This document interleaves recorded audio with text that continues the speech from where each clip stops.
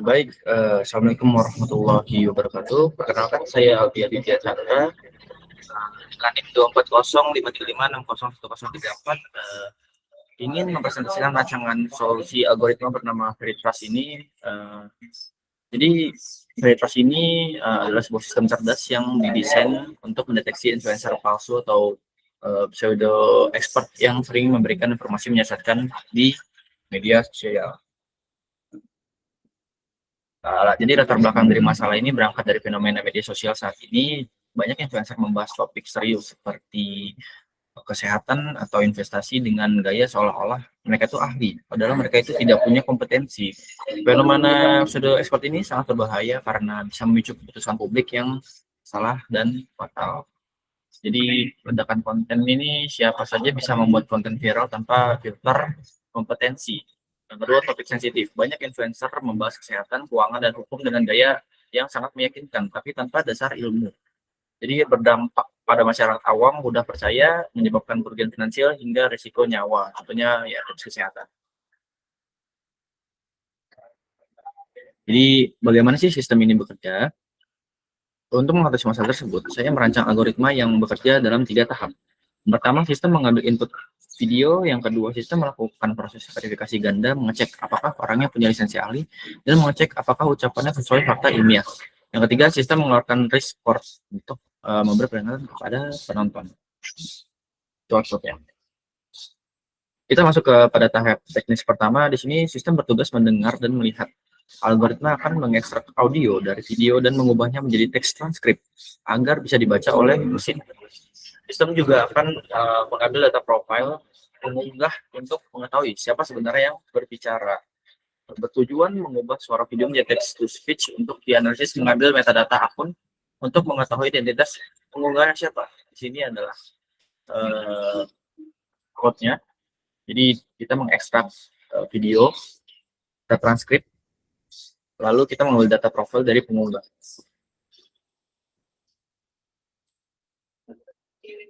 Selanjutnya adalah otak dari sistem ini. Algoritma akan melakukan pengecekan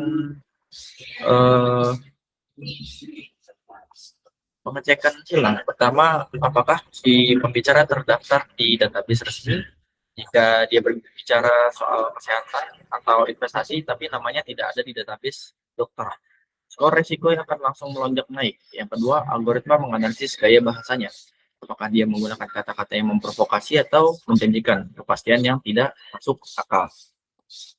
Di sini code-nya.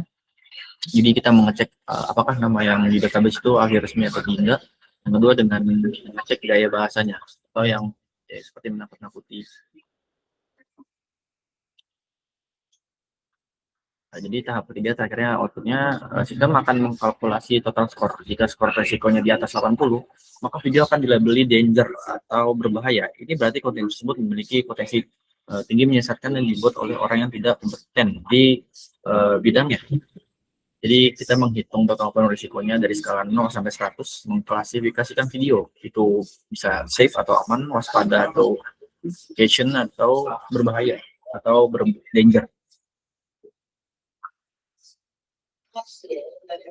Sekarang mari kita coba terapkan algoritma ini kepada sebuah studi kasus nyata. Di sini saya mengambil sampel video dari influencer Timothy Ronald yang saya membahas topik finansial dan kripto. Saat video ini dimasukkan, algoritma pertama-tama mendeteksi topik pembicaraan adalah keuangan. Kemudian sistem memandai database resmi OJK atau lembaga sertifikasi finansial. Jika sistem tidak menemukan nama Timothy sebagai penasihat investasi berlisensi resmi, maka algoritma akan mencatat ini sebagai poin risiko utama. Di sini kita mengecek kredibilitasnya, kita mencari di database penasihat investasi OJK dan hasilnya tidak ditemukan atau tidak ditemukan sebagai penasihat investasi berlisensi resmi.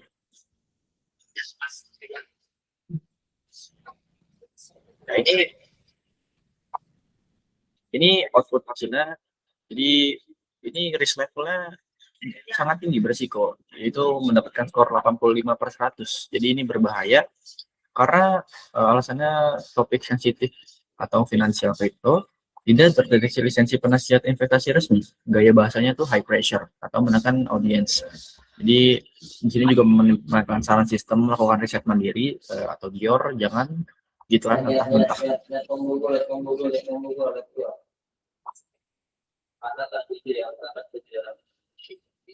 Sebenarnya kenapa ini tinggi bukan berarti kontennya pasti salah, tapi karena topik yang dibahas itu sangat sensitif, uang orang lain. Namun pembicara tidak memiliki lisensi profesi yang terverifikasi di database sistem.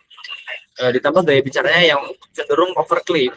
Angka ini muncul di layar sebagai peringatan agar penonton itu lebih kritis untuk menelaah dari videonya. Sebagai kesimpulan, rancangan algoritma ini menawarkan solusi konkret untuk melindungi masyarakat. Dengan sistem ini kita tidak lagi menilai kebenaran hanya dari jumlah followers atau gaya bicara yang meyakinkan, tapi berdasarkan verifikasi data dan faktanya. Harapannya solusi ini bisa mengurangi jumlah korban informasi sesat di media sosial. Terakhir, sebelum menutup presentasi ini, saya memiliki beberapa saran. Pengembangan sistem ini akan jauh lebih efektif jika bisa terintegrasi langsung dengan platform seperti YouTube ataupun TikTok. Selain itu, keterlibatan pakar manusia tetap dibutuhkan untuk memvalidasi keputusan AI agar akurasinya itu sempurna. Namun, secanggih-canggihnya apapun algoritmanya, benteng pertahanan terbaik tetaplah literasi digital pengguna itu sendiri. Sekian presentasi dari saya, kurang lebihnya mohon maaf. Wassalamualaikum warahmatullahi wabarakatuh.